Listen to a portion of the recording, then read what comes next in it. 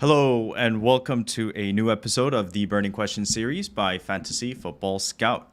In this series, Harry and I, Sonaldo, talk about the key hot topics of the week, and we have officially embarked on chaos season in FPL. Lots have happened over the last week or two. Lots of injuries, lots of red flags, yellow flags, players gone to AFCON, players gone to Asian Cup. It's an exciting time to be an engaged manager in FPL, and it's good to be back. Harry, how are you doing, my friend?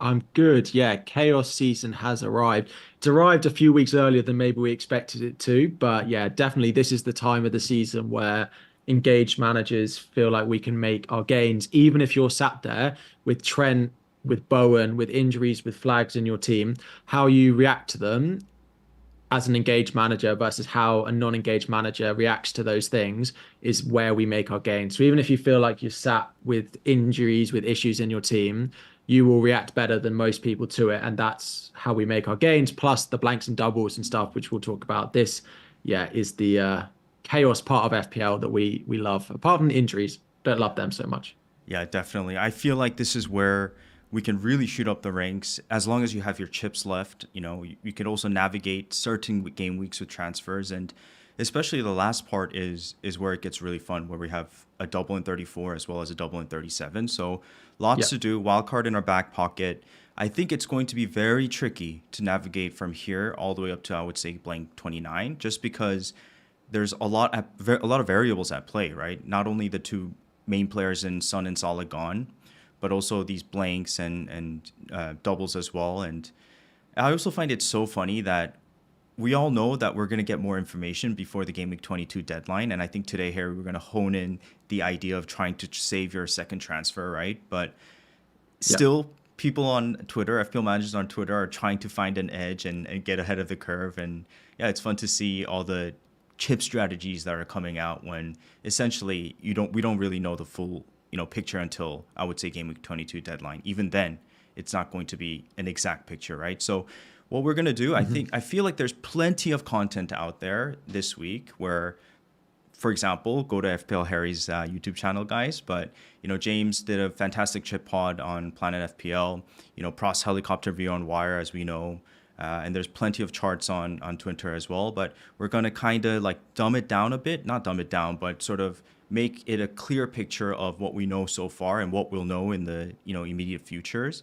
And then we'll talk about some defender options, as we know that Trent is gone for at least 3 weeks. I mean, even there, it's like we don't really know, right? Because it's a ligament Yeah. tear from what I'm reading, and that doesn't sound like Mhm.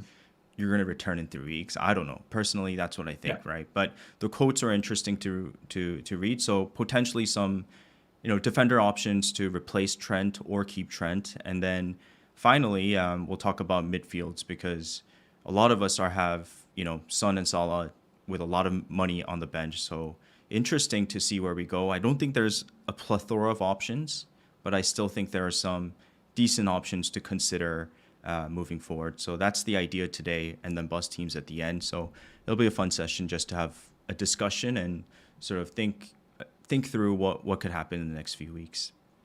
Yeah, feels like so much has changed over the past couple of weeks looking at those midfielders as well. So yeah, it'll be good. There's a lot to discuss today, I think. Yeah, we're gonna do a first look at chip strategy, which I love. It's the most entertaining and fun part. It's like a puzzle, Mm, right? Yeah, so I love it. okay, great. So the visual up here is sort of a clear picture of where the doubles and blanks fall, and the double and blank in 34. I think a Yeah. lot of people are looking to wildcard around 30 to 33 potentially. And then we also have to consider where triple captain options might be, free hit Hmm. options might be, lots of variable ways to play the game. But essentially, we're going to run through this, I guess, visual that we have. You can also Yeah. take a screenshot. It's on Harry's Twitter as well as, I'm sure, your YouTube. So I think Yeah. best for you to sort of run through it, and then I'll ask questions in between the different sections. We'll start with Game Week 26 and work our way backwards to 25 before we get to Game Week 29. So that's the idea. Take it away, Harry. Cool. So, yeah, so it's on Twitter. It's a lot of it's taken from James Planet FPL and Ben Krellin as a sort of way of visualizing and maybe simplifying some of the information that they're putting out. If you haven't listened to James Planet FPL's podcast from yesterday on Chip Talk, I highly recommend you doing that. You don't have to do it before the Game Week 21 deadline, but at some point it's worth giving it a listen. But this effectively gives it as a schedule between now and the end of the season, what it might fall like. Now, it's not an exclusive list of when doubles are likely to fall, but it's a pretty exclusive list of when we're expecting blanks to fall. So the first real note is that Game Week 26, which is a blank that I'm sure a lot of you are aware of. It is the Carabao Cup final. Now, at the moment, Liverpool are expected to get to the final. And although Chelsea lost to Middlesbrough last night, we're still expected to reach the final of that cup, which will cause Chelsea against Spurs and Liverpool versus Luton to be blanks in Game Week 26 if Chelsea versus Liverpool is the cup final. Now, if Chelsea don't get to the final, then it will only be Liverpool-Luton because Chelsea's opponent is Middlesbrough, which of course doesn't have any reflection on the blanks going into Game Week 26. So we will then have 2 fixtures to take out of that week that will need to go in somewhere. Liverpool are a very interesting case because they have so many more games to play than a lot of the other teams, right? So they are still in Europe. They are the only team left in, the only team left in Europe and both cups, and then of course the Premier League as well. So they're the only team left in all 4 competitions to play, which is why there is a double predicted in Game Week 25 for Liverpool, because Liverpool simply don't have enough free midweeks if they are to get to the final of all their competitions. Game Week 27 and Game Week 28 are the midweeks they'll have to play the next round of their European competitions. If they get through that, Game Weeks 30 to 33 are written out as well. And if they get through to the semi-finals of that European competition, Game Week 35 and Game Week 36 are also ruled out. So that's why Game Week 25 is predicted to be a favourable double for Liverpool. Now, the other fixtures we still have to reschedule are the Man City-Brentford game and then the Bournemouth-Luton game. Manchester City against Brentford, there is slightly less pressure because Man City, of course, don't blank in Game Week 26. So they could be put in another week. Plus, Manchester City have a free midweek in Game Week 28 as well. So they have an extra slot that fixture can go in. So not only do they have one less fixture to reschedule, they have an extra midweek as well. So basically what we're saying is Liverpool, if they get to the cup final, it's very difficult to see a world where they don't put it in Game Week 25. It feels like they need to. But Manchester City, they don't, but they might want to keep them together and put them in the same week. Okay. Does that make sense for 26 and 25? It makes sense. The first, let's do the City first. Do you know what if James has mentioned Ben Carlin has mentioned a percentage of the chance of this fixture falling into 25, and when would we know this by? So, Game Week 25 takes place in the middle of February. They're expected to, they say they like to give 4 weeks notice for additional fixtures as best they can. So that would imply that we would have to know it by Game Week 22 deadline if fixtures are going to slot into Game Week 25. Okay. It's possible that they don't. It's possible that they wait until that Manchester City Spurs game happens in the cup and announce it after that. Because, of course, if Manchester City lose to Spurs in the cup, there's much less pressure to rearrange City's fixtures, right? Because they won't blank in Game Week 29, they won't blank in Game Week 34 because they're out of the cup. So it's possible that they wait until after that until they make a decision. But Liverpool, they might decide to do before that.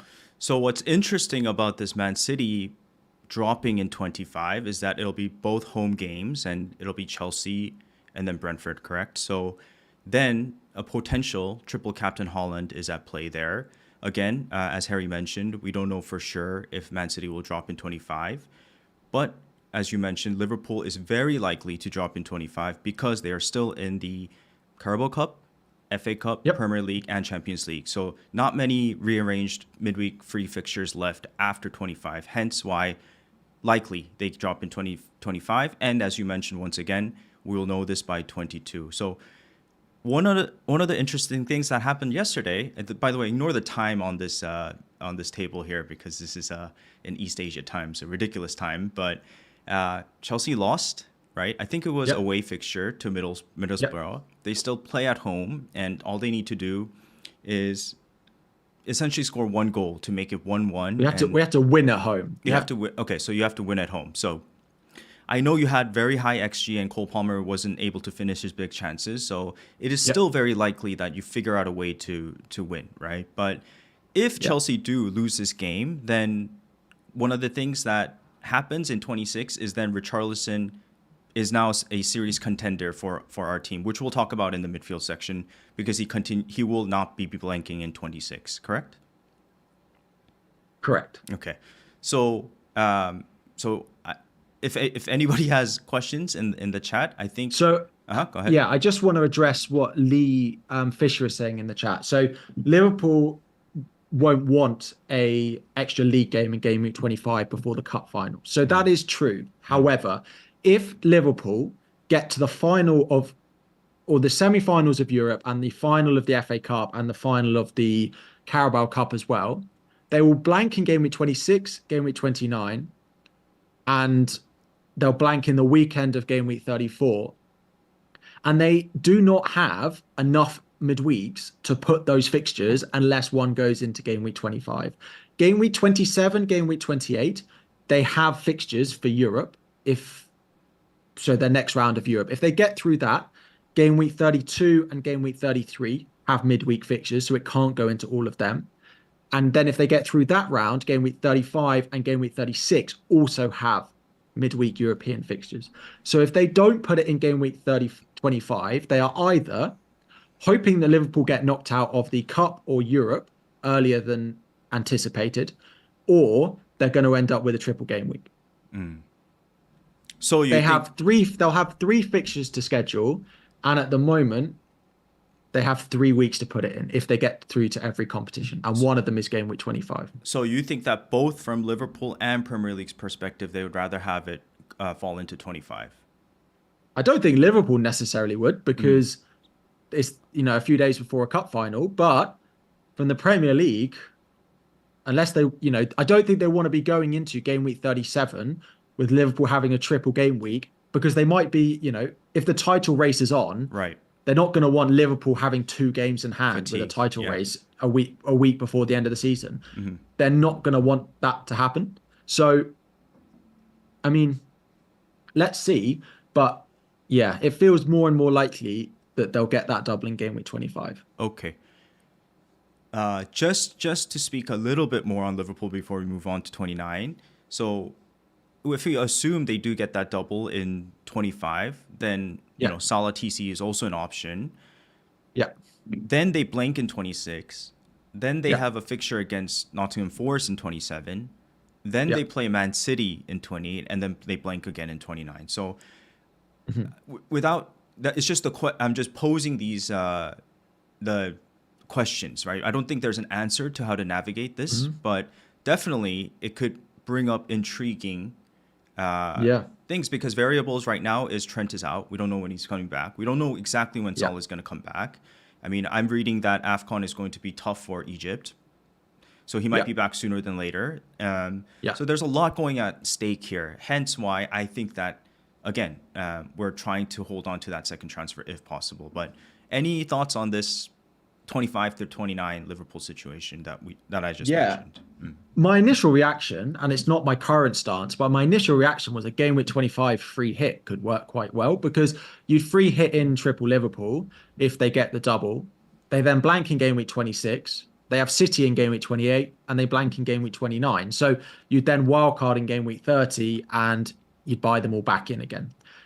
It's worth noting, and I feel like it needs hamming home every season. With this schedule, it is not possible to nail every single week. You will have to sacrifice one of these blanks or one of these doubles between now and the end of the season. We don't have enough chips to put out an optimal team in every single week between now and the end of the season. You will have to sacrifice in some of those weeks, whether that's the blank in game week 29, the blank in game week 26, whether you don't go all in on the double in game week 25. That is your decision, but it is almost impossible to have the perfect lineup in 25, 26, 29, 34, and 37. I think you make a very good point, and all our teams are going to be a little bit different with similarities.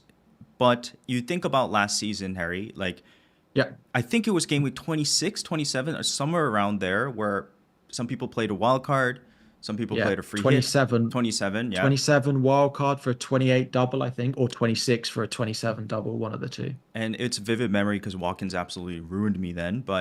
And some people held on to their wild card later on. So I think in due time, in the next 2 or 3 game weeks, people will get a very clear picture of what to do, what we need to do, and then it's just team dependent on when you pull these, extra chips that we have left. Would you say? Yeah. Would you say so? Wouldn't you say so? Yes. Yeah. The other thing to add, and it's probably worth mentioning this now, is it all seems unknown at this moment, but we will learn so much before game week 22. Because before game week 22, we will have the replays of the FA Cup plus the next round. So that means before game week 29, there was only one round of the cup left, which means we will have like percentages of who's going to blank in game week 29, because we'll know the one round between then and the blank. So we'll be able to predict who's going to go out, who's going to go through. So we will have a very good idea of who's going to blank in game week 29. We will know the cup final in game week 26.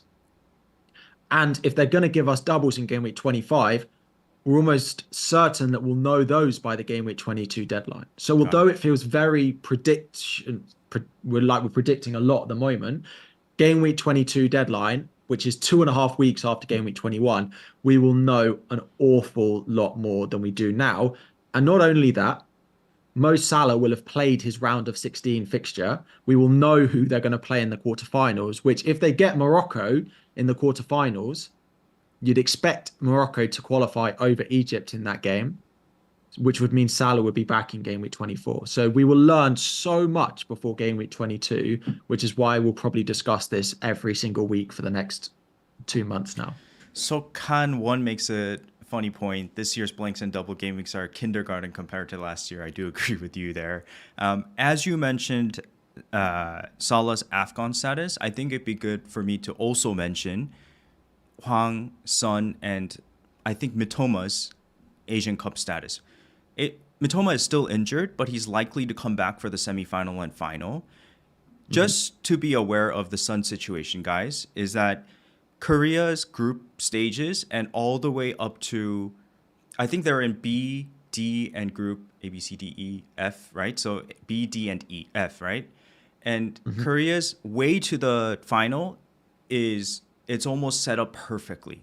It's like a very, very easy route to not easy, definitely not easy, but you know what I mean. All the stronger Asian teams are in the Japan's route to the final. So something to be aware of. I think that generally, historically in Asian Cup, we've always gone to the semifinals, but been knocked out quite a bit. So I would assume that with our golden generation and the fixture all the way to the final being laid out perfectly for us, there's a good chance Son gets at least to the semis and potentially to the finals.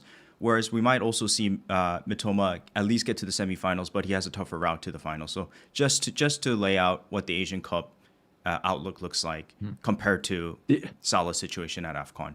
Yeah. The other thing on Son is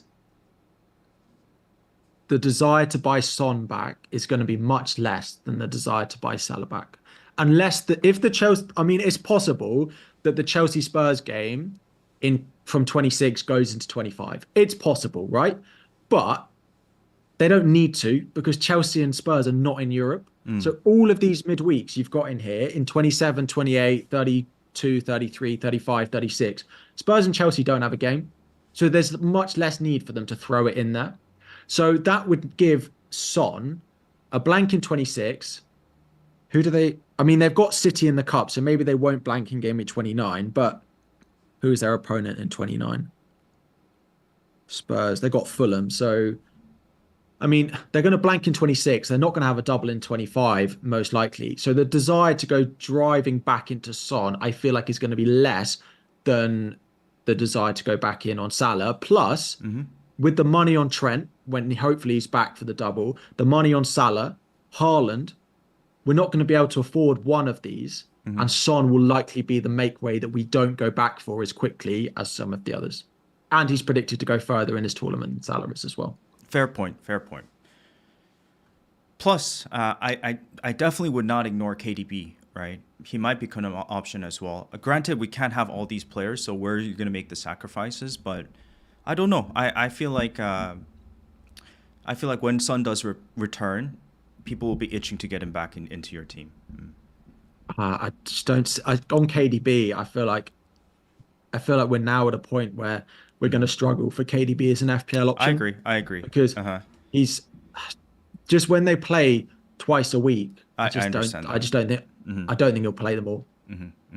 We'll get to that. I have some good stuff on KDB and Man City, so we'll talk about that. But Cool.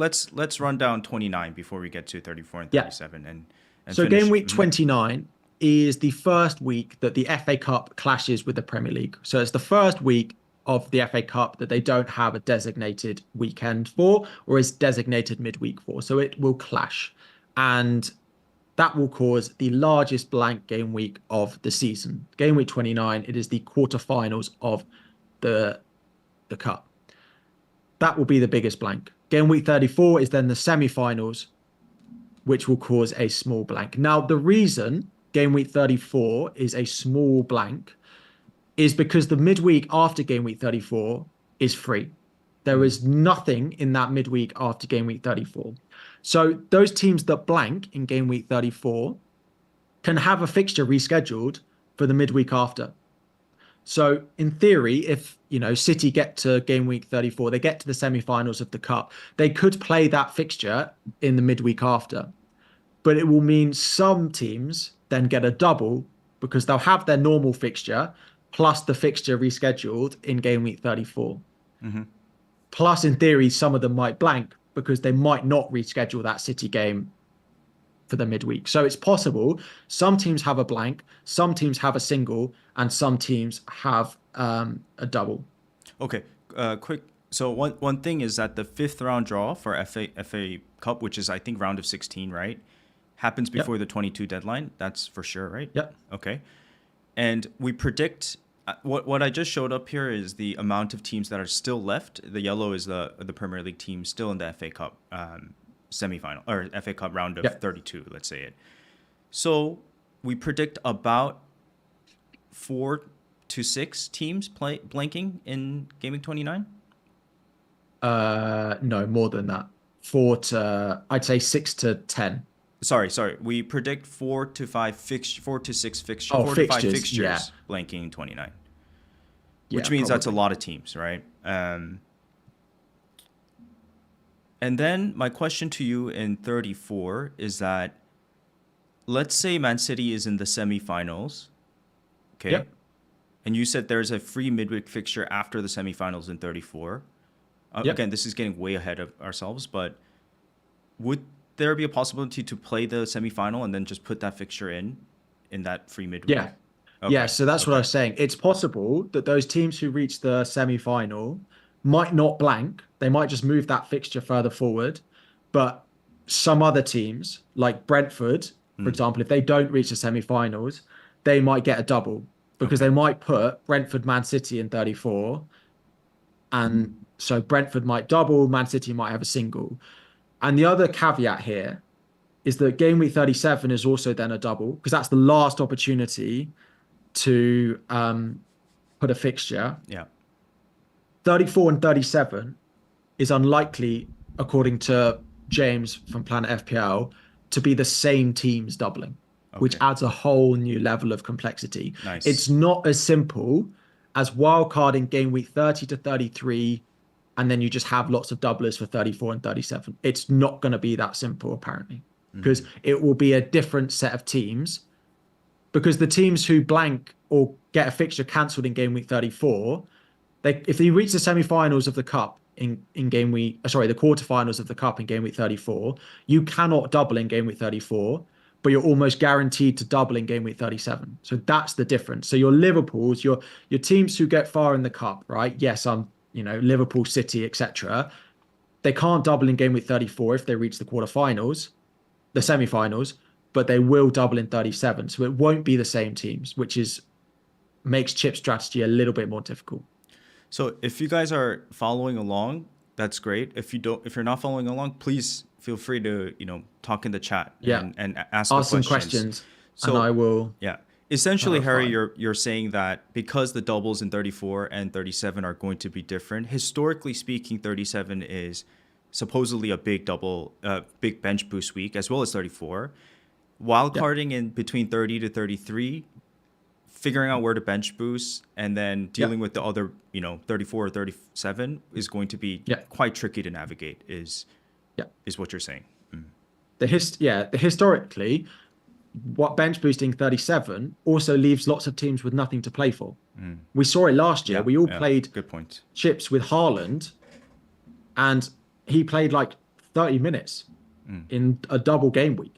So Mahrez was popular too, I remember. yeah, like 37, although it might be the biggest double, it's a lot harder to predict who's gonna. And if you're wildcarding, 6 game weeks before, you're not going to know what the lay Not of the easy. land is going to be Yeah. 2 weeks before the end of the season as well. So although it looks ideal, like a bench boost 37, it doesn't necessarily fall as easily as we'd want it to. Yeah, I know we're carrying on here. I just do want to mention an interesting thing I heard, and I think 30 to 33 is a wildcard window for many of us. And I was listening to our boys from Above Average, and Baker was making a very interesting point about how a lot of people might be looking at Game Week 30 to wildcard, but apparently Game Week 30 is on, I believe, Saturday. Game Week 31 is on a Tuesday, and Game Week 32 is on a Saturday. This is by Above Average FPL Baker, so credit to him, by the way.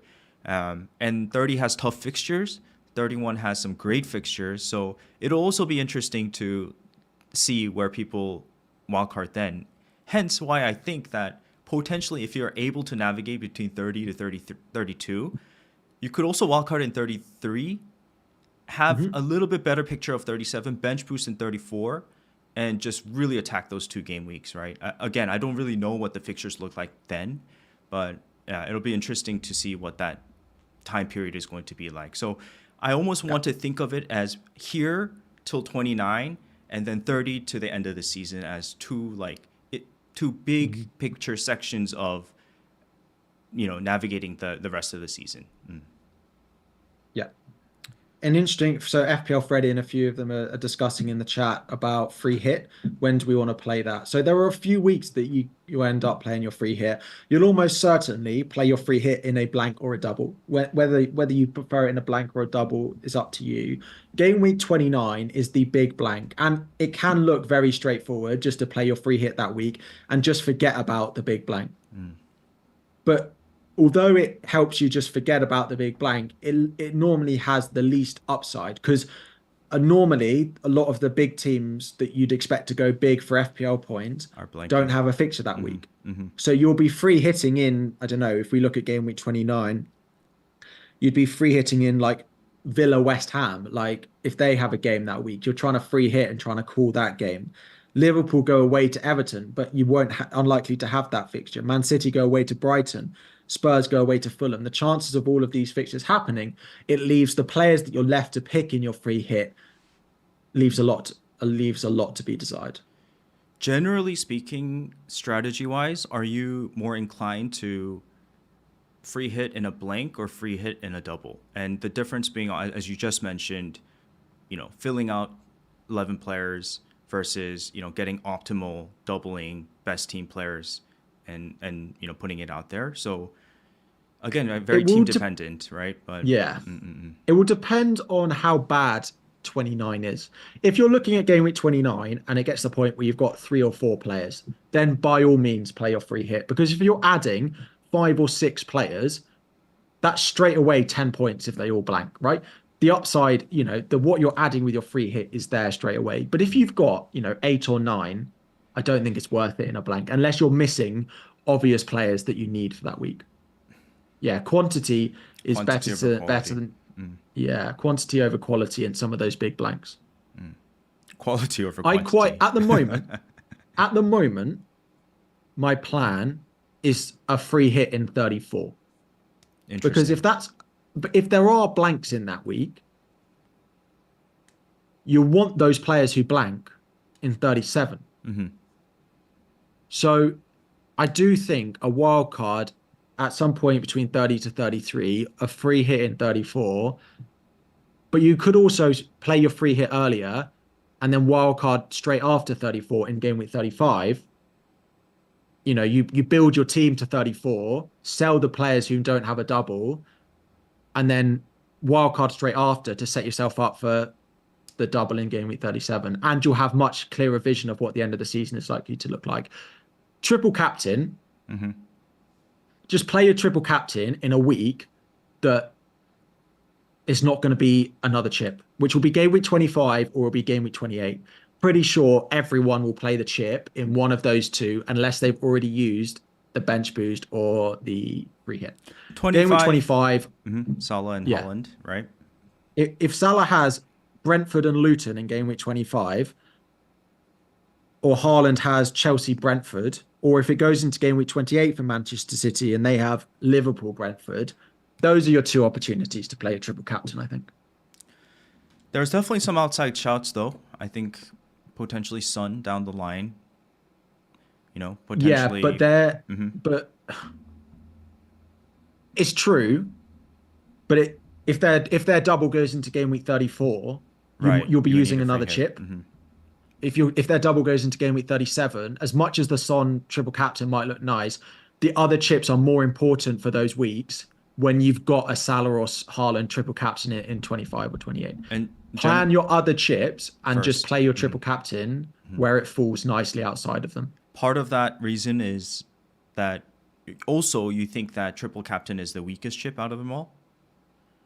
It's the one that's most easy to play without planning it. Got you. Nice. Is probably the best way to put it. You can play it if there's a double game week in game week 21. In theory, you could play any chip. You couldn't play any chip you wanted. You could only play the triple captain because the bench boost wouldn't work because you haven't planned for it. The free hit wouldn't work. Triple captain is the only chip you can play as and when you want it and when it falls best. You don't need to plan it. You have to plan the others. Perfect. And Kwana asked a good question about Luton because Luton has the potential to double in 25, correct? Because Liverpool and Luton's fixture moves to 25. Hence, there's a defender out there that's popular. That likelihood of a 25 double for Luton and a blank in 26 is very, very likely, correct? Yes, but Kwana's question is actually asking about the Bournemouth Luton game. Mm-hmm. Again, that's like the Chelsea Spurs one. There's absolutely no rhyme or reason where they might put that game because Bournemouth Luton both don't have Europe, both unlikely to go really far in the cup as well. So I don't expect Bournemouth Luton to be scheduled really soon. It could do. They could decide to get it out of the way so that Luton, have the same number of fixtures as the other teams, fighting relegation. But they've got no need to rush that fixture if they don't want to. Nice. It's very hard to predict because Liverpool have only a set number of weeks and have a set number of fixtures they're going to need to reschedule. Luton have many more free time to play that Bournemouth game. The Luton-Liverpool game will be much more important to reschedule than Luton-Liverpool. If in the unlikely scenario that by game week 22, this is just a unique alternative perspective where Liverpool, where we know for sure that Trent is out for longer and he's a sell, and somehow we find out that City double in 25, is there a scenario where you would see yourself just going with Salah TC in 25 and getting a lot of City assets because they do play in 26? Yes. Yeah, I do. I want to keep Trent. Yeah, I will keep Trent, even if I don't massively care if Trent is going to be out for 21, 22, 23, 24. If they get a double in 25 and he is going to play in that, then I will keep him until that point. Wow. If we get to the point where I don't think he's going to play in that fixture, that is the point that I will decide to sell him. But I will sit him on my bench until game week 25 because I don't want to be selling him and buying him back in, plus maybe selling Salah and buying Salah back in. That's too much. Yeah. Perfect. As we transition to the defender, I think we're good on the blanks, doubles, and chips so far. Anything else you wanted to mention? No, I don't think so. Yeah, so 28 we had last year. 28 was a double.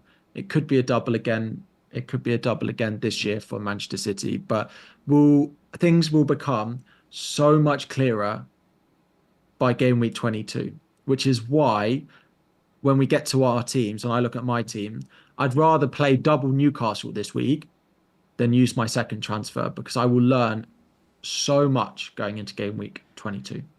Just on Kwana's question once again, I might have missed it, but just on his question, if that Bournemouth fixture is supposed to happen sometime soon, then Solanke also becomes a potential triple captain option. Yeah, Yeah. yeah, it's true. But we have no idea where that fixture is going to fall. They could put it anywhere. And there's no rhyme or reason about why the Premier League do some things in terms of fixtures. And the So last thing about triple captain on 25 is that would you say it's unlikely that we'll see an opportunity for Salah and Haaland triple captain because, as you mentioned, we have to use the other chips for 34 and 37. yeah, Okay. if you get to 25 and or 28 and Salah has a double in one and Haaland has a double in the other, or they both have a double in 25, and you have all your other chips, I don't really understand the reasoning to keep them. Because also, if you get to game week 37 to play it, you might end up with Haaland and Salah having nothing to play for. Yeah. At least in 25, they've got, they're fighting for stuff still. So I don't see a reason if we get doubles for Salah and Haaland in 25 or 28 to not play a triple captain in those weeks. Yeah. Due to AFCON, there is the chance that Salah does miss that first fixture in 25 as well, by the way. If he does really well in AFCON, it's true. But if he doesn't do well in AFCON, he could be back for Burnley at home in game week 24. Yeah. So, okay, good. Good stuff. I think cool. We'll continue on this conversation before the game week deadline next week or next week. And we'll transition to defender talk because Trent is officially out. The first thing that came out was, I think the key point here is the yellow part where he says a little tear in the lateral ligament of his knee. And then there was another interview where the assistant coach for Liverpool said probably 3 weeks, but hopefully 3 weeks. So mentioned 3 weeks 2 times. But again, probably and hopefully. And then I tie it back to a tear, right? So probably and hopefully mean very different things. Exactly. I mean, like we just don't know, right? I almost want to assume that it's 3 weeks plus. I don't think before. So that's my assumption. But Game Week 22 deadline is end of January, I believe. Game Week 23 deadline is early February. So we have a lot of time. Like the game week actually plays out that there's enough time, enough weeks from the 3 weeks that Pep is talking about. So 3 weeks today is Liverpool's game week 22 fixture to the day. 3 weeks. But probably versus hopefully. If I say I hopefully will finish in the top 10K versus I probably will finish in the top 10K are two very, very different statements, right? The fact that he said them about 10 seconds apart doesn't necessarily fill me with confidence. But what I do take confidence in is game week 25 is 1, 2, 3, 4, 5.5 weeks away. Yeah. So based off what we know, you have to expect Trent to be back by game week 25. Yeah. So I'd rather sell Luton, my fifth defender. I'd rather sell something else than go and sell Trent at the moment. Yeah. And money is no issue until then because Salah and Son are exactly. gone. So I can happily sit Trent on my bench. Very interesting. Okay. So with that being said, let's talk about potential defender options. Yeah. And by potential, there aren't that many. So the very obvious we can just put up one person's face, I think. It's Estupnian. And yeah, I mean, it's very tempting, right? It's very tempting. Basically, they've got one clean sheet throughout the entire season, so you're not relying on clean sheets. But their fixture run is ridiculous. It's really, really good. Hence, Gross is a popular option right now. So I would say Estupinan's one option. I think the most Yeah. likely straightforward option. You could double up on Arsenal defense if you don't have, because they're top of XGC. Also, just week in and week out, their clean sheet odds are good. Plus, their fixture run is pretty good, I believe, from 22 or 23 onwards for a stretch. But as a double Arsenal owner for the past 6, 7, 8 game weeks, I would like to say it's not a good feeling. I just don't. I really hate this double up situation. Yeah. And I will get to my team eventually and sell you the crazy idea of potentially selling one of our Arsenal defenders. But that's that. And then, as we talked about, if City do double in 25 and they play in 26 as well, why not take a bet on a City defender? I mean, they're in form. KDB has returned. They're going to win the league, I believe, right? So there is that too. We talked about Doherty from Luton having a double in 25 if you want a 4.5 cheap defender. But that's about it, right? Yeah. Because everybody else has Porro. Everybody else has one Arsenal defender. Right.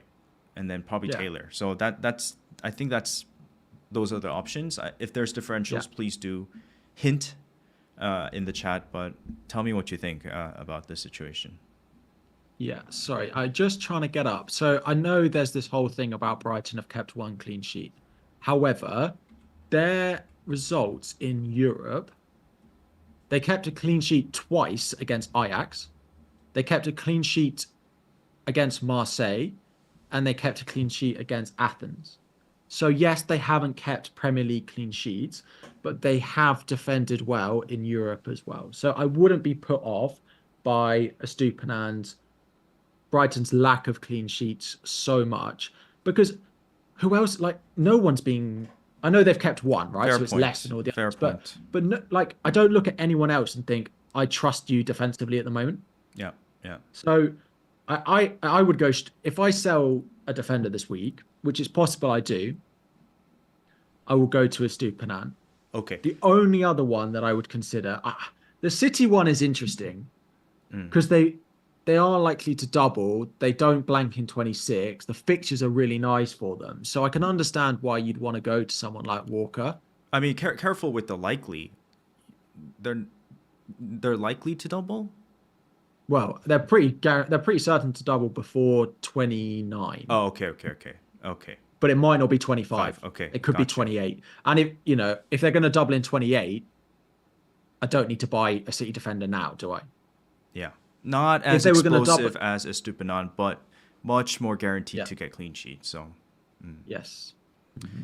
But again, as you make a very good point, it's not been fun having double Arsenal defense because the clean sheets are. It sucks to rely on them. I hate relying on them. And I don't trust. Yeah, I don't trust City defensively either. I agree. Yeah. The numbers are great. Yeah, I mean, if I can't like trust Arsenal double defense. Same thing with City double defense. I mean, but there is. Yeah, I wouldn't double up on. Sorry, I wouldn't double up on City. Of course. But I do quite like Alfie Doughty for Luton at 4-5 because he is likely to double with Liverpool. The only thing you've got to ask yourself is if Liverpool, let's say Chelsea, Liverpool, Spurs, Luton double in 26, does having a 4.5 Luton defender just make your life even more difficult for that week? Like, potentially. I feel like if I've got Porro, Palmer, Trent, Salah, some people will have Richarlison as well, and you add another option, you're suddenly in a very difficult situation. For 26, you mean? Yeah, for 26. So I just think Estupinan is straightforward. The only other one I would consider is Walker. So I think let's just dumb it down, simplify it, because I do agree with you. The defender to go for, if you had to bring in a defender this week, is we both agree Estupinan. Whether you bring him in or not, and I like to assume that most managers listening today have 2 free transfers. If you don't, fair, you can take a -4 if you need a defender. So I think it's just team dependent whether you bring him in. Because we both agree that trying to save that second transfer is really going to be beneficial with more information before 22. But if you're in a difficult situation where you need a defender, there are some cases out there where they're lacking defenders, right? Then I think we both agree Estupnian is the one. Yeah. Yeah. Someone shouted I agree. out Their Chilwell. fixtures. Chilwell is likely to be back for Chelsea, which is not great for Colwill. It's also not fantastic for Gusto either, who did go off late on with a knock last night. So I would pay attention to that if you do own him. Yeah. But the point of owning Chelsea defense is been and gone. Yeah.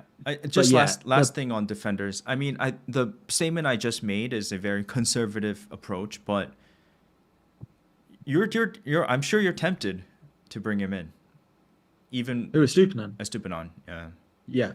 Regardless of your bringing whoever the mid replacement for Son or Salah is, definitely that second free transfer is tempting. For sure. And actually, the reason I say that is because if I do Son, my plan is Son to Foden this week.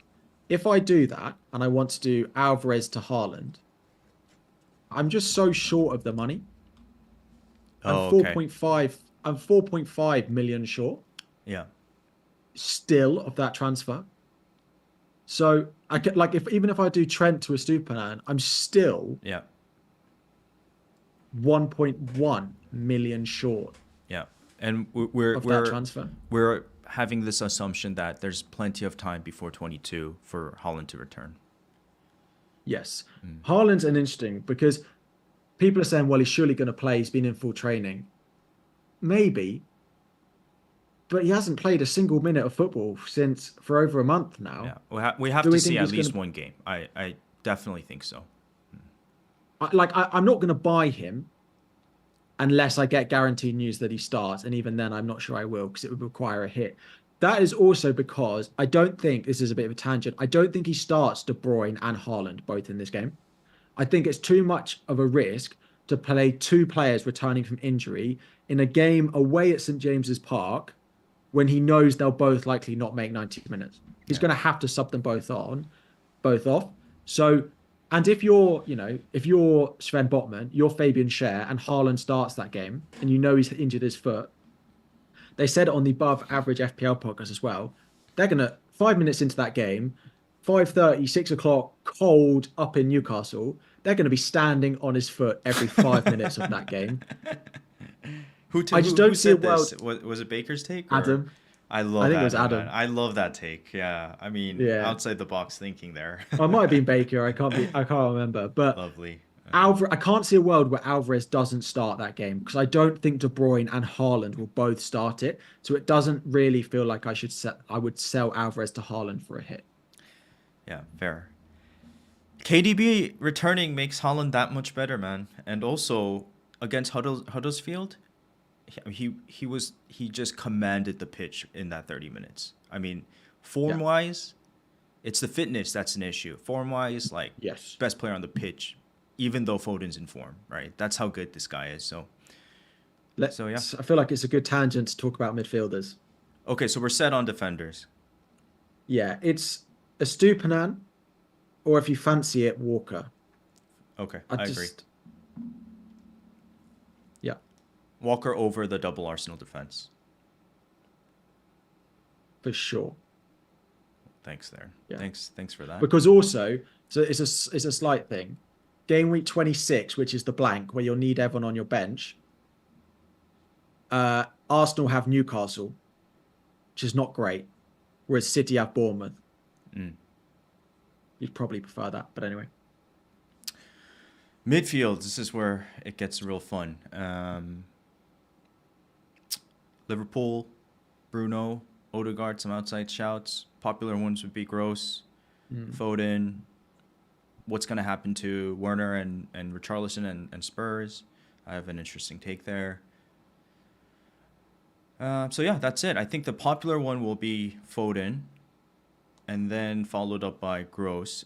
In my situation, you just mentioned how do I get back to Haaland just in case. Yeah. For me, with lower team value than you, Gross is why. And it's an option that I'm really considering as well. And plus, he's doing really well. So Instead of Foden. instead of Foden, but it's hard to ignore Phil Foden in this form for a City that has KDB coming back. That only enhances Foden, right? So where do you want to start? You want to start about Foden?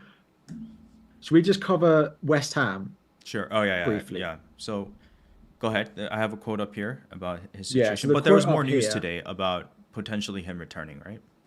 I mean, yeah, the news is very, some people, so basically the news is two things. Sounds like Paqueta is likely to be out for a month, and Bowen is likely to either be out for a month or for the month, is basically the two reports that we have. So Bowen, Bowen may make Bournemouth at home in game week 22, but that is the 1st of February. You have to consider that he'll be a major doubt for that fixture.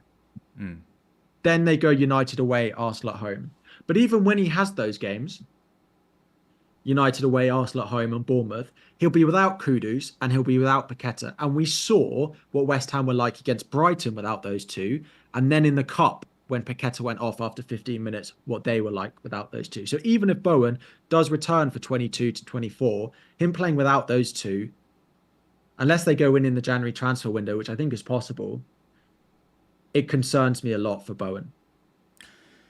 I agree. It could also be overthinking in the sense that FPL wise, he might get less chance creation from elsewhere, but he's still continuing to score every other game. So I would overblow that missing, but the similar thing happens at Wolves where, for example, Hwang was much better. I mean, this is, some of my favorite players, so that's why I'm giving them as an example.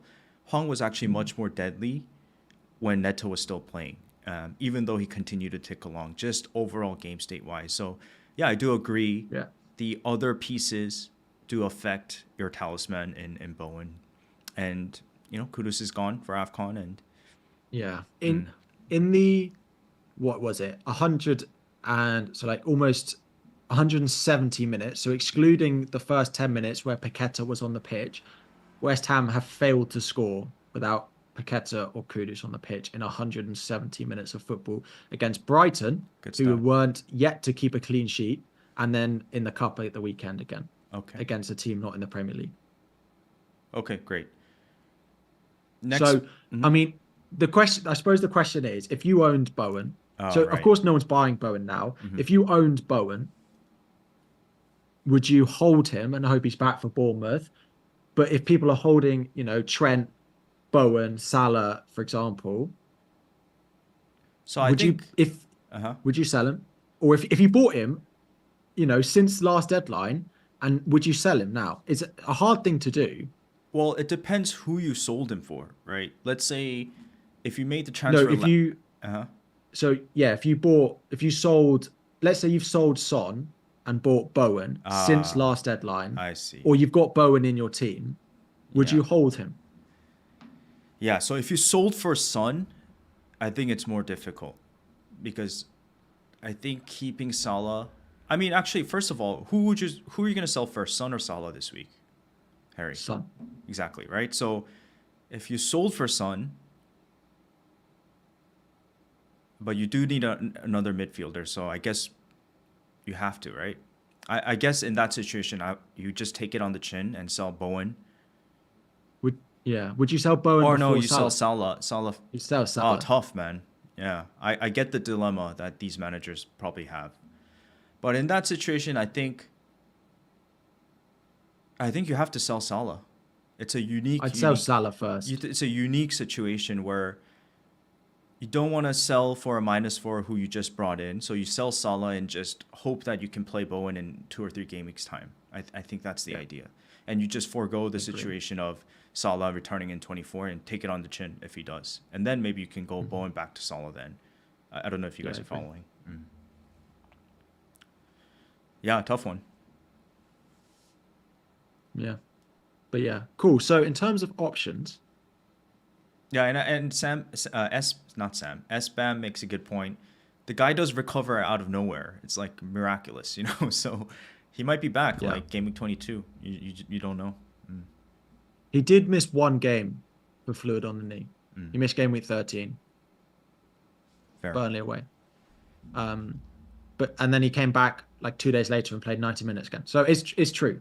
Yeah. I think from the news, if they've said what they've said and he suddenly plays this week, I'd be surprised.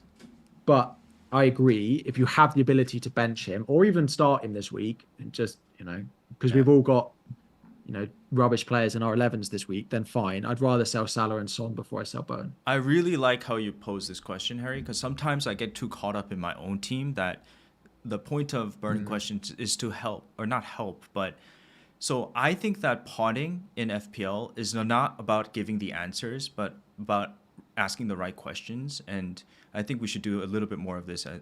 I should do a better Yeah. job of asking the right questions for every team, every player out there, because everyone's in different situations. But yeah, I think a lot of people made early transfers for Bowen to get that 0.1 rise and might be stuck in a situation like this. So good question that you asked. Cool. So midfield options. There are quite a lot of them, but also there's a negative about almost every single option that I can put in front of you. There's positives about some of them, and some of them are more positives than negatives, but there is definitely no perfect solution Yeah. unless you don't own Cole Palmer. And I think a lot of the lists that we're going to look at, a lot of the things, if you just, either graphic. If you don't own Palmer, he should be the one you buy for me. And Saka probably falls into the same bucket as well, despite Arsenal's recent form. Maybe people don't want Saka, but I think they are the better options out of the list. But a lot of us already own them, so we are looking for more options than those two. But do you think, before we dive into the list, that Palmer and Saka stand out as better options than the others that we are considering? As a Palmer owner, you're hoping they lose that Middlesbrough second leg. I'm sorry, I know you're a Chelsea fan, because you also have sorry, straight to your face. But Yeah. I mean, you have to caveat that they are potentially going to blank in 26. So just maybe that's not a big deal, honestly, because maybe we can navigate around it without a problem. But I don't think I see me selling him until I get a better idea of the lay of the land, by game week 22. So I don't know if he's like I think it's a harder question to pose than to say for 100% you should bring him in. Do you know what I'm saying? Yeah. But I guess you think it's for sure you should bring him in. I don't think so. I just think he's the better option than the rest of them.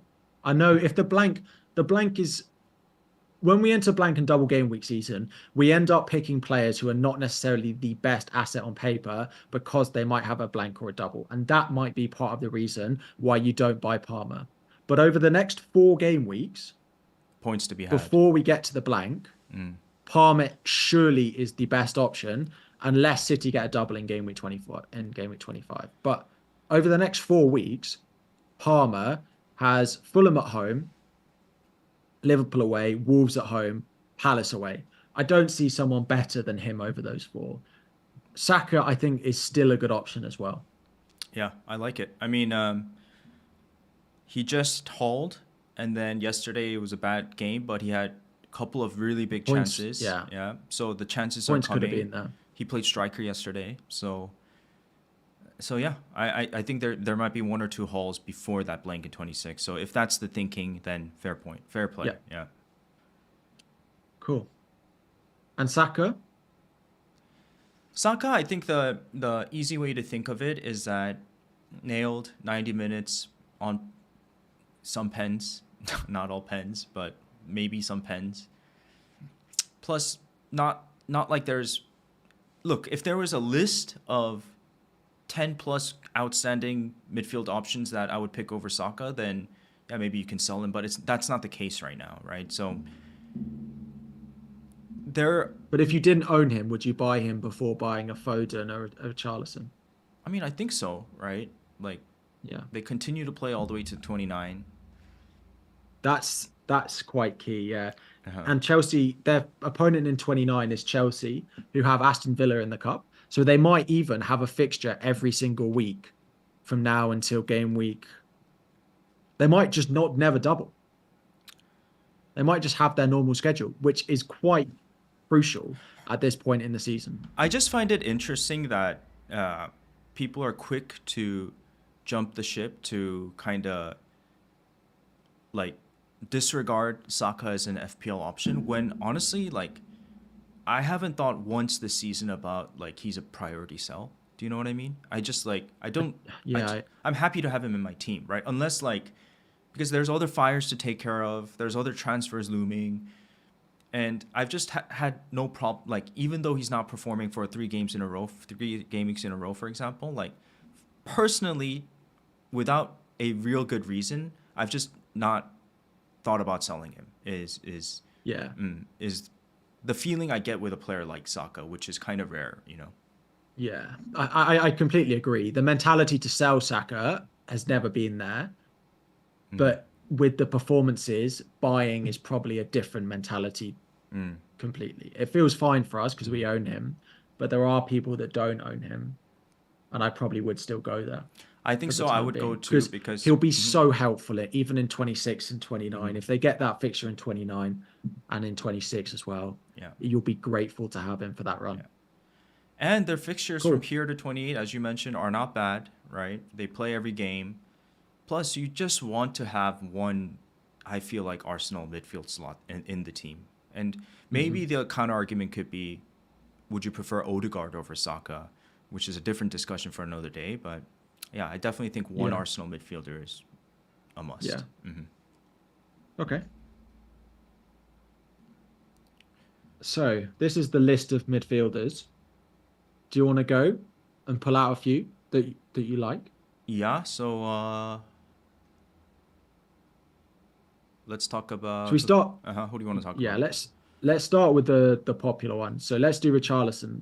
Okay. Let's do Richarlison up the top because outside of Salah, Palmer, when's this? Just what's this data? Sorry, this is just mids XGI for the last 5 game weeks.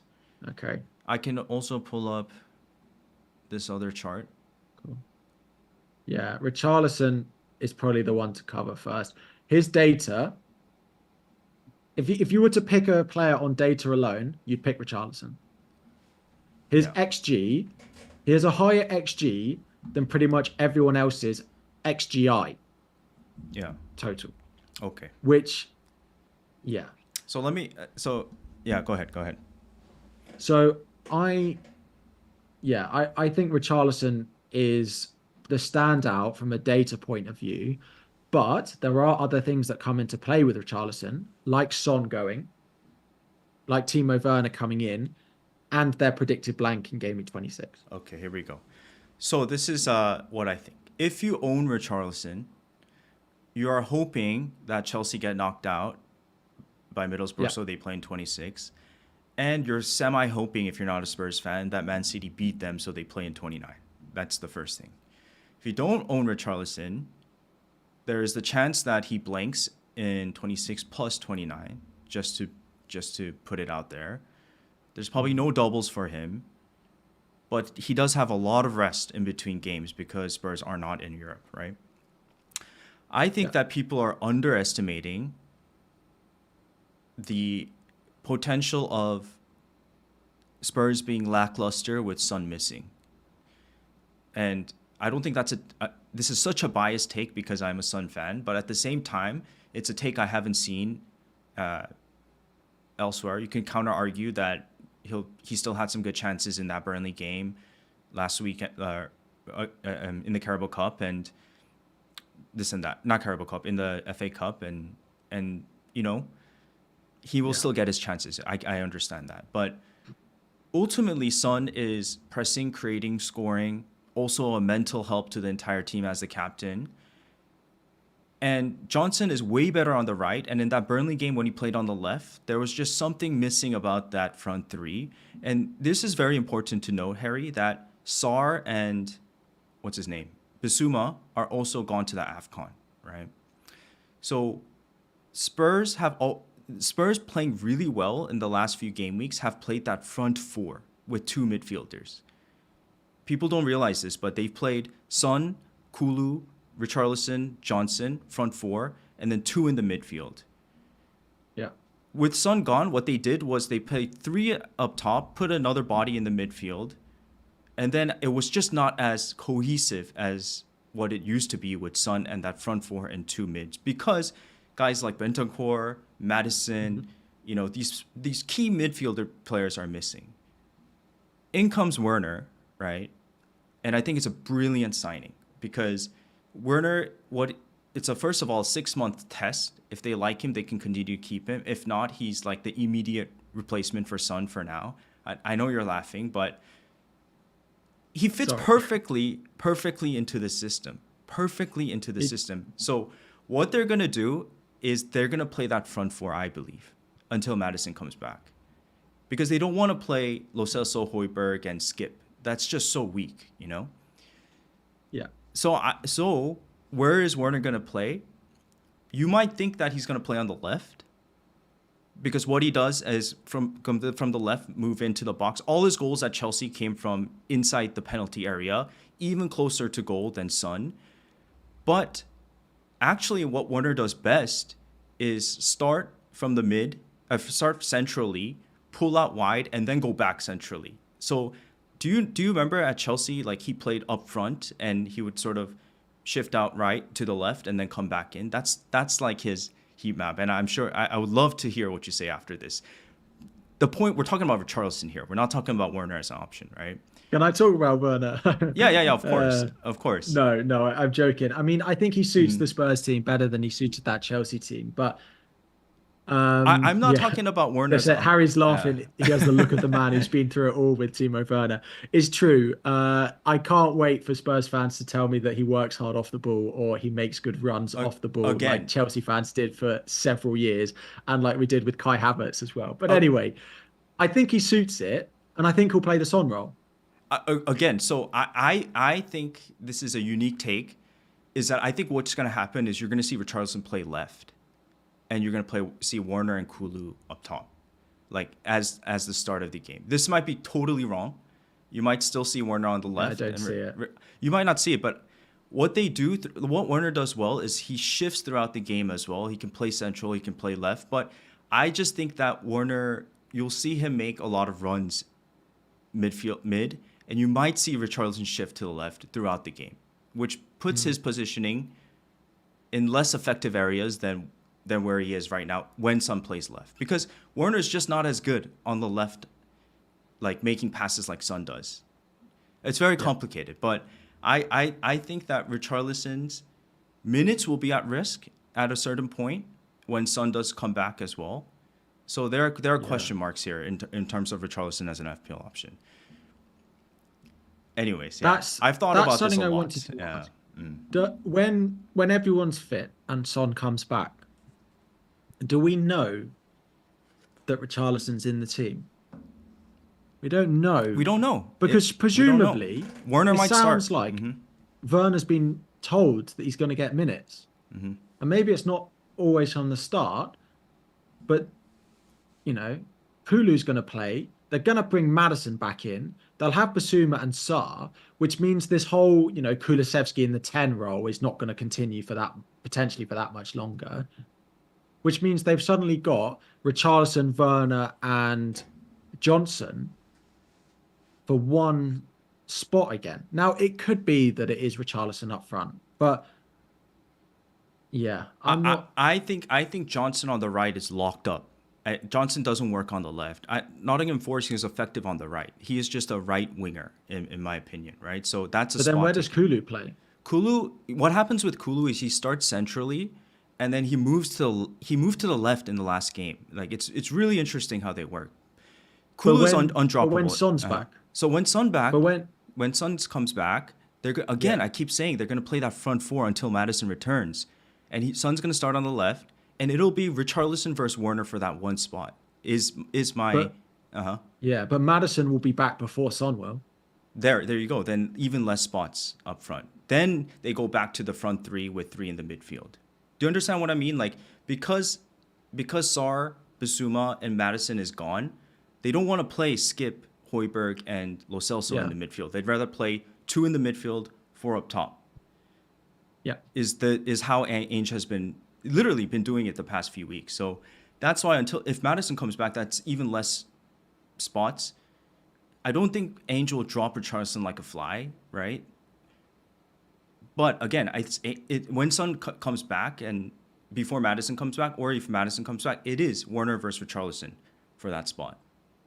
Is my And I do feel like Werner has been promised minutes. Now I know Ant will want to win games of football, but I don't see Werner moving to Spurs 6 months before the Euros without having a promise of some minutes. The counter argument to this, I will say this, is that Werner first season at Leipzig 2 seasons ago has a very decent season. This year he's appeared 8 times, started 2 games. One of the goals had 2 goals. One of the goals was a PK goal because his team felt bad and gave him the ball to take the penalty. So he's in awful form. That is the one thing I'll say. So it's not like Richarlison will lose his spot easily. Werner definitely has to prove himself. But again, it is Werner versus Richarlison for that one spot when everyone does come back. Okay. So to conclude, I think he is a good option for the next 4 or 5. He will. You doubt whether he is going to continue to play up front. I think he will, and I think Werner will play out wide. But it's possible that he doesn't. But I think Richarlison will stay centrally. The fixtures are good. You just have a doubt about a blanking game with 26, and you have a doubt about exactly what happens when Son, Maddison, Bissouma, and Sarr come back from game week 24, 25 onwards. Yeah. So as a buy, it is a question mark is the thing. But if you have him, fine to hold on to him. Yeah. Cool. Next up, should we do Foden? So I feel like Foden. that is this. It feels like where everyone's going now. So Foden, of course, has been very effective the past couple of games because he's been playing the 10 while De Bruyne's been out. He's been playing behind Alvarez as well because Haaland's been out and Alvarez has been playing up front.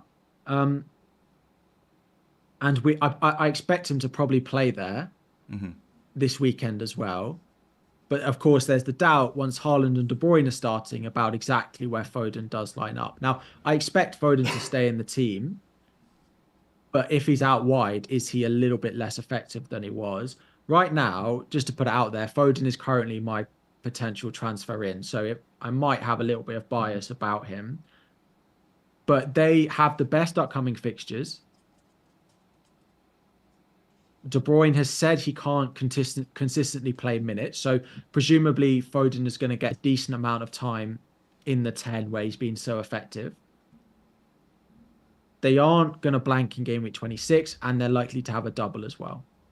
I feel like enough of it adds up that I do really like him as my replacement. But he is 7.9. He's the most expensive. Where has he been? I haven't watched the last, I would say, 3 Man City games. Where has he been playing? I mean, I've highlights, right? But where has he been playing generally? He's been playing centrally. He's been playing in the De Bruyne role. Because Alvarez has been playing up front. Interesting. Which he's been amazing in. He's been so good. Yeah. I mean, both KDB and Foden are that half space masters, right? Like right there, So if they both play like they did in that when KDB came on, they played a 2 top. But that was weird with Alvarez gone. So with Alvarez in the picture, it's a question mark. Yeah, well, because they'll have Alvarez or Haaland on the pitch most of the time. It was a bit weird. I don't see that happening very much. Fair. The only thing that puts me off Foden is a potential risk of minutes. With Haaland back, with De Bruyne back. But I'm trying to picture a lineup. And maybe someone in the chat will tell me this, but I'm trying to picture a City lineup where he doesn't start. Because unless he plays Grealish and Doku, unless he plays 2 of Grealish, Doku, Alvarez, if he plays 2 of them in the team, then yes, Foden could miss out. But one of them has got to play on the wing, on the right wing, and Alvarez doesn't really do that. I mean, he has done it occasionally, but I don't really see a world where Foden isn't first choice. Now he's not necessarily going to play every game, but yeah, I don't see many on this list who are necessarily going to play every game, apart from certain Brighton midfielder who you quite like. So, who's in the midfield? Who's in the midfield? Bernardo, Bernardo, De Rodri, Bruyne, Kovacic. yeah, Oh, there's so many It- players. yeah, but it's Rodri and De Bruyne, Hmm. and then Bernardo Silva, Haaland, then Grealish or Doku on the left, and then it still leaves one spot, which I still Foden. think is Foden's. Yeah, yeah. Foden's minutes have been really good this It's season. really Now been. I It's know been really Haaland, good. Yeah, I know Haaland has, sorry, De Bruyne has been out, yeah. but even Even Alvarez's like for, minutes has been really good. It's like a little different from what we're used to with Pep.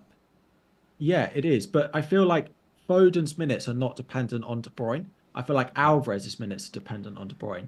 Foden has started. He came on at half time against Bournemouth, or he played 45 minutes against Bournemouth when they won 6-1. And the only other game he's missed is one, which is Sheffield United away in game week 3. Yeah, I think I think I agree with there's two alternative. I mean, even the chat is perfect here, right?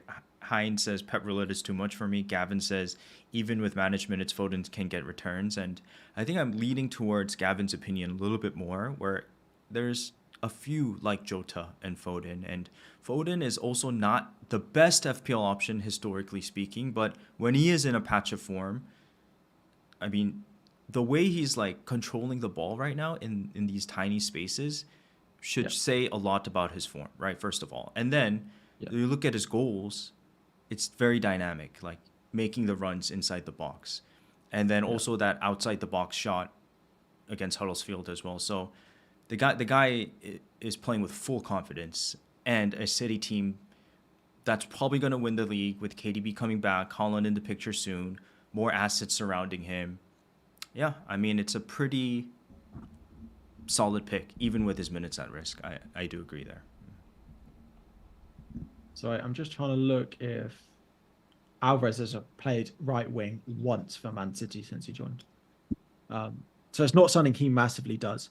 Um, sorry, I was looking that up. Um, We have a super chat we need to address at the end, by the way. yeah, I've got a couple I've screenshotted them. Don't worry, I got them. Okay, good, good, good. Okay. Do you want to? Yeah, I struggle to look past him now. Yeah, It's just the price yeah. does make all the other options that little bit harder to get to. Yeah. What do you think on Bernardo Silva? Is it too I think unpredictable, it's too an boring? unpredictable type of player. It's a lot like what Bernardo is like, and this might be a bad comparison, is like a Gabriel and Saliba at Arsenal. It sounds ridiculous, I know, but part of why you get Gabriel in Arsenal is you want that occasional bullet header. Now, the chances of a occasional return is much higher for Bernardo Silva, but it just doesn't fill me with confidence when I will get those. Because he could haul. He could definitely haul. But I don't think he ticks along points. Do you know what I mean? He doesn't go like Mhm. 6 points, 8 points, 2 points, 6 points. It's more like 12 pointer, blank, blank, maybe Yeah, a 6 pointer, that type of situation, Bernardo Silva. So, yeah, yeah, his minutes might be more secure, but you have Foden right in front of you, you know? yeah. It's just the minutes thing and the price thing. Sorry, someone's saying game week 1, De Bruyne played with De Bruyne, Alvarez, Haaland all played with Foden in game week 1 before De Yeah, Bruyne went off yeah. injured. I remember that. I remember, but But there Foden was was no less Grealish or effective. Doku. Foden was less effective in that formation, by the way, because he was playing more wide right, I believe, and Yeah. moving central here and there. I know this because I went to that preseason game, and then they played that formation for a couple weeks at the start of the season, and I remember Mm, clearly seeing Foden push out wide because it was Alvarez and Holland up top most of the time. yeah. So The it other is. question I have is, Go ahead. sorry, has Alvarez been good enough to keep his place in that team? The reverse to that is, regardless of what we think, is Pep going to What drop does him? Pep think? Yeah, and I don't think I don't know what's going on, but Pep absolutely loves him. So we might see Yeah. the occasional one game drop, two game drops out of the next 7-8 game weeks, but my bet is that from Yeah. here till the blank in 29, maybe he gets dropped one time. Hmm. Okay. So that's City. That's Liverpool, City. you mentioned Jota. I just really am worried about his minutes Fair. because there are five players for three positions in that attack, even without Salah there, right? So there's Diaz, Nunez, Gakpo, Jota, and Harvey Elliott. Hmm. All can play in that front four. When Salah comes back, you have Jota, Diaz, Nunez, Gakpo for four positions. You have to think about what it's going to mean for your team when Salah does come back. And I think Jota is going to be a headache and a transfer out in game week 24, 25 when Salah comes around and comes back. And I can't bring myself to buy Jota based on that. I don't think he starts all the next four either between now and then. I think he starts a maximum of three. So Jota's a no-go for me. At a similar price to Foden, I'd rather Foden. I Harry, you and I think similarly in many ways. I think also the way we play, and Jota is just kind of another headache you might add onto your team where we have so many Yeah. variables going on, where that headache I just don't think is worth what's at stake here in terms of Yeah. the transfers you need to make in the next few weeks and the decisions you need to make in the next few weeks. And I don't think it's worth the explosiveness, betting on the explosiveness for the next Yeah. 2 or 3 game weeks, right? That's what you're betting on here. Whether he gets 30 minutes, 60 minutes, 75 minutes, 90 minutes, it doesn't matter because he'll get his chances. Of course, 30 minutes Yep. is not a good sign, but you are betting on very restricted minutes for him to return, which is a bet that's fine if you want to take it. But there's just too much going on right now for me to go there. It also depends on what type of manager you are, where you have to understand that the chance of him getting benched and you being okay with it has to be a factor in your decision making, I believe. Mm-hmm. Cool. We've been live for almost an hour and a half. So do you want to do any more mids? No, I think that's good. I mean, Gross, maybe just talk about Gross quickly. Yeah, go for it. Just have you got slides for it? I didn't put it up, but That's shout fine. out to Gross. Snake FPL, guys. Go check out Snake FPL on Twitter. He has a very, very good thread on what effectiveness Gross has as a player and hopefully as an FPL option. But yeah, go ahead. Yeah, I like Gross. The other one is Gordon. And just because he plays City this week is people won't buy him. And we own him, and some people do still own him. But after this week, he plays Luton, Forest, Bournemouth, Arsenal, Wolves, Chelsea, Palace. Yeah. Like the fixtures are pretty nice for him coming up. I do think because of that City game, it's hard to buy him this week. But I think he'll be very popular for people who are buying a midfielder next week. Yeah. Yeah. After the City game. So, yeah, I mean, another reason for you to hold on to... Or something's on mute. Oh, sorry. So, yeah, as you mentioned, another reason to hold on to that second transfer and, use it on that second mid, Son or Salah, whoever you have left. I burned out after that passionate Richarlison talk. So, the final one is Gross. Yeah. Gross, yeah. You're quite hot on him. Yeah, I like him. Again, this is a couple. I mean, there's so many more photos of Gross. Snake FPL. He has a thread, so just check it out. 6 point something, I believe, so cheaper than Foden. And what Snake FPL points out is that he does a lot of box crashing, runs inside, cuts back, very good at timing his runs. Chance creation, he's on a lot of set pieces, very good delivery with the cross. MPXG, XAG has been, and shot creation has been really good statistics-wise this throughout the entire season. And then, a very good off-ball runner, and Brighton have great fixtures. Hmm. So that's the bet, right? That's the idea with Gross. And for me, Yeah. it's between Foden and Gross for that midfield slot. And Cool. I think it's a good bet. How do you feel about it? Nice. Yeah, I like him. I just with João Pedro getting so many minutes at the moment, it takes penalties off him, which does depreciate him a little bit.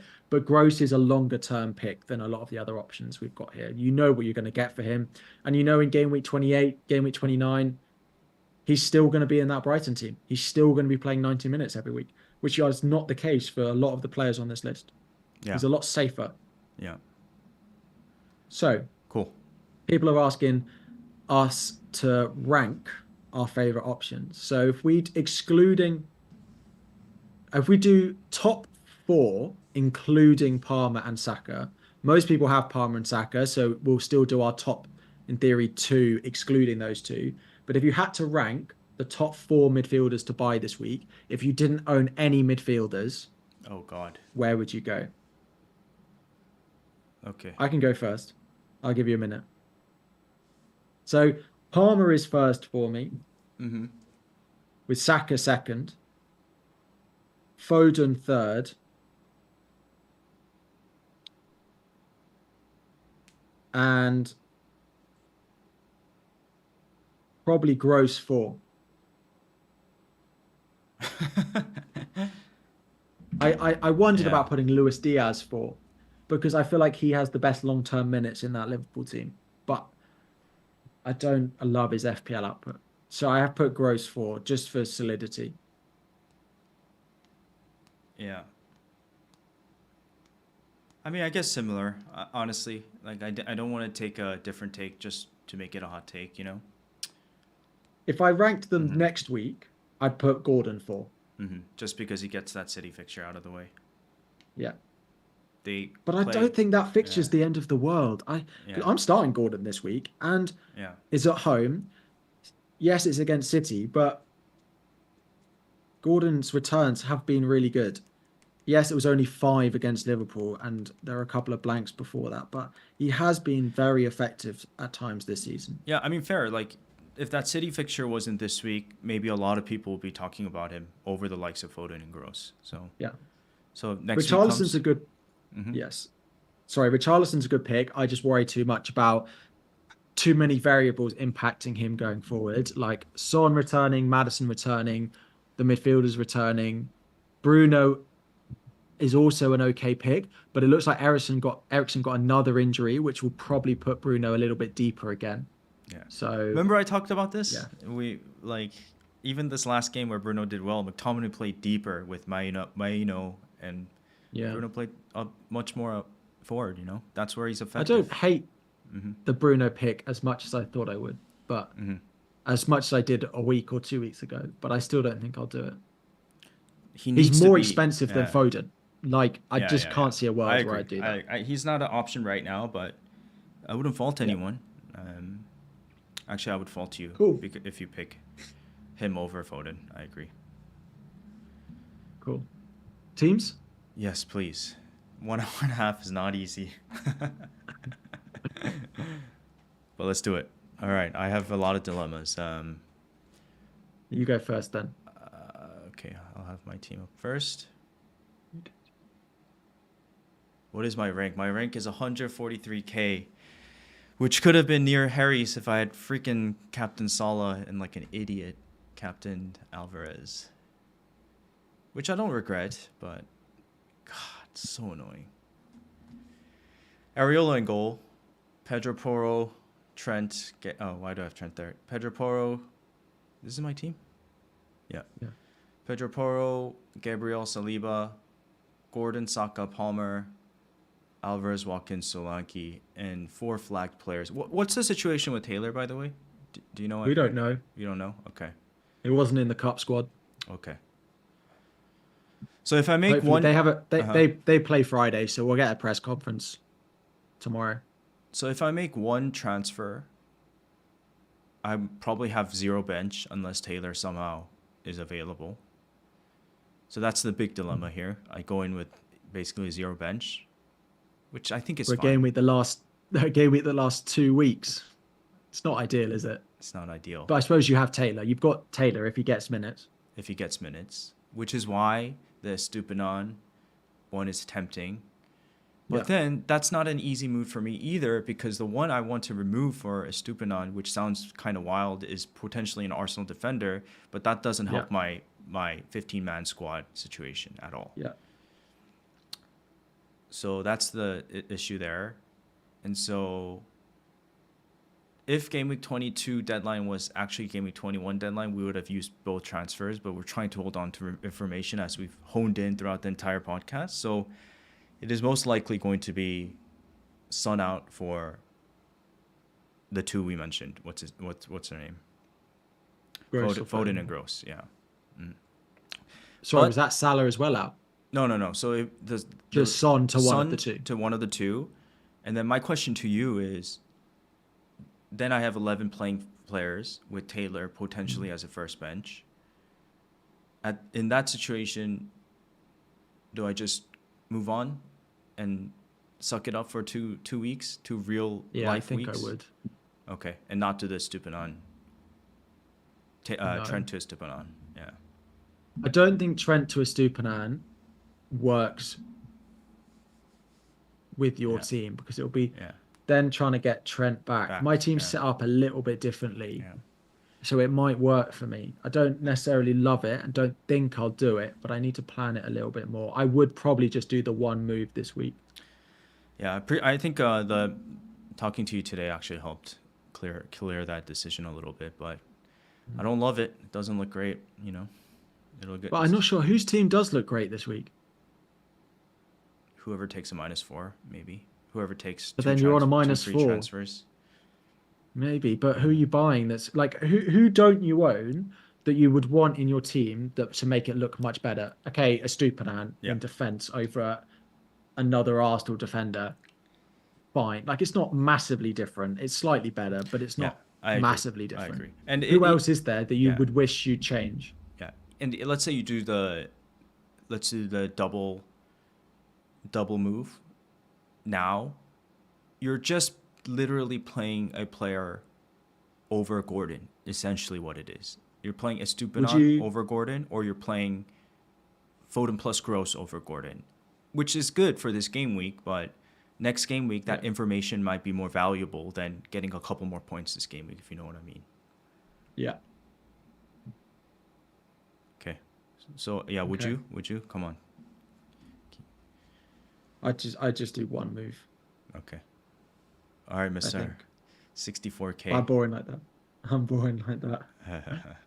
Okay. I think it's different. So on my team, I think it's a little bit different because I've got Trippier. And I'm starting to realize that 2 premium defenders is not ideal at the moment.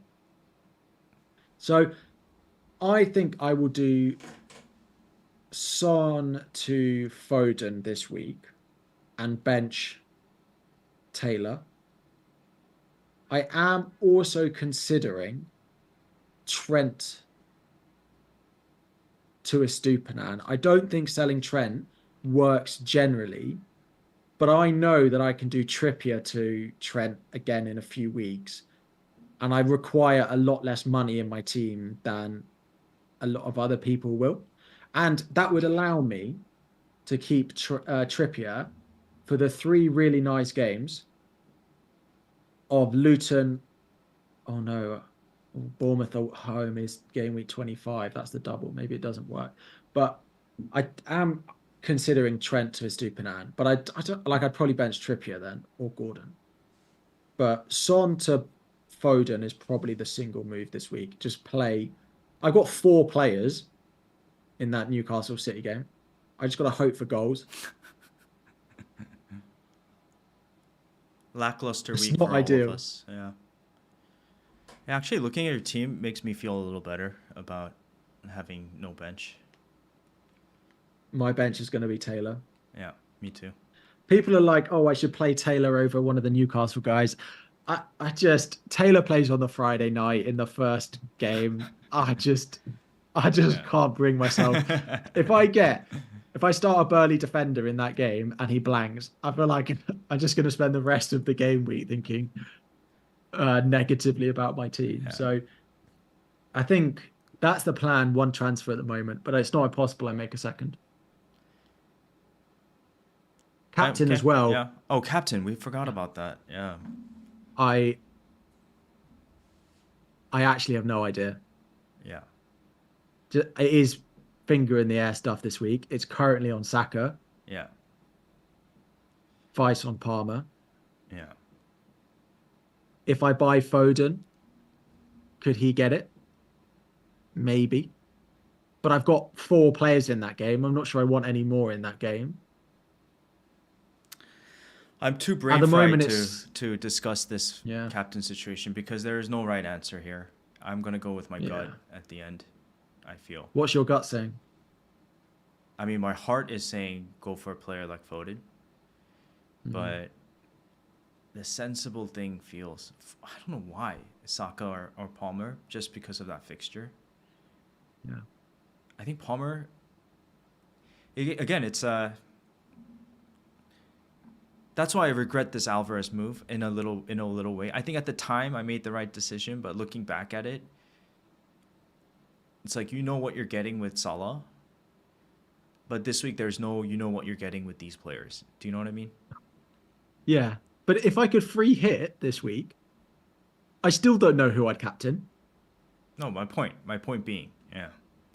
So this It's not week, like, yeah, yeah, it's not like the players we own are not good and there's someone else that I'd want that is a good captain. You could give me every player in the game this week and I still wouldn't know who to captain. all right, but seriously, Maybe like it's, let's say you're. By the way, guys, we forgot to do 0 plugs in 1 hour and 37 minutes. So please who hit the like button. Really, please do hit the like button. Subscribe to FFScout. Subscribe to FPL Harry's YouTube channel. And thank you for joining us today. But Ivan Toney. no. We'll talk about Ivan If Toney next week. But if you were no, but if you were on free hit this week and you could own any player in the game this week, who would you captain? okay, but let's okay. I'd captain Tony. Oh, really? Yeah. I don't even know who Brentford plays, to be honest. Forest at home. Nice. He hasn't played a But single Premier League minute though. Correct. Which is yeah. Yeah. But anyway, captain's very difficult this week. Just go for a player you feel confident on. Maybe it is Palmer, Fulham play in the cup tonight. You know, Palmer on penalties, Chelsea at home. Are we overlooking Watkins as a captain shout? It's just if it was a home fixture, everyone would have it on Watkins. I honestly think if it was at home, Really? Watkins would be number one. But their away form just hasn't been quite as good. Huh. But yeah. So you're gonna go Saka. I feel like I know you. Unless I do Alvarez to Ivan Toney. Get the fuck out of here. No, I'm not doing that. I'm not doing that. All right. Yeah, it's currently on Saka. It's currently on Saka. I guarantee Harry's gonna go Saka, but Palmer is also tempting, right? Yeah, but Palmer's the 12:30 in a game week that lasts 11 days. Like, I'm not sure I can bring myself to do that. Yeah. It's just a mentality thing on Palmer. If they were the other way around, Saka and Palmer, maybe I'd captain Palmer. But the 12:30 in a game week that lasts 2 weeks, it hurts. It hurts if it goes wrong so much. I almost think that it's the right move here, guys, is to captain the guy that plays at the very end. So you have a little bit of hope until the end of the game week, which is 2 weeks long. But put your vice captain on a player who plays early. Don't vice captain and captain a player who plays in the second week in case there's late injury news. So have have at least your vice captaincy on Palmer or a City player, for example. Nice. I was like, kind of joking about it, and you kind of that's a serious point. Segued it into a serious point. That was good. Cool. Okay, I think we're good. Okay, there was a really Yeah. 21 US dollars for a super chat. That's amazing. Thank you, Kay. Oh man, super Just long. looking at your team with a couple of doubts he's got. Yes, I do Son to Foden. Okay, looking at your question. Sorry, I had a little read. He's just sent his team and there's a few injuries in there. Okay. Okay. There was one more, right? Yes, it was just about gross, but we covered it. Okay. Okay. Beautiful. That was fun. Guys, do hit the like button. We will be back probably next week next week. Yeah. It was fun. It was long. Probably the It longest was ever. long. Yeah. Yeah. Cool. Thank you all. Thank you, Andy. Good luck this week. Good luck, my friend. Yeah, it feels like a crazy week. Yeah. Hey, we should make a mini league for burning questions. Yeah, we should. We All right. definitely should. We'll, Bit late for that. Bit late. Maybe Oh, next guys, season. by the way, if you do want to play I know not many Asian Cup Fantasy, I did make a mini league. We have like around 60 players in it so far. I want to get it to 100. It's on my Twitter. If you're interested in Asian football or you don't know anything about it, why not? Let's have some fun. So check that out. It's purely for fun. There's nothing in it for me. So thank you guys. And Timo Werner, what do you say? 6.5 million forward. Yeah, see, you know what FPL towers are doing? They're tempting you, Yes, they're adding the temptation is there. Is it a mid I'm not doing it. or attacker? Forward? Oh, then.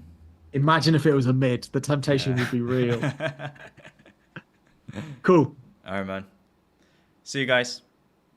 Thanks, everyone.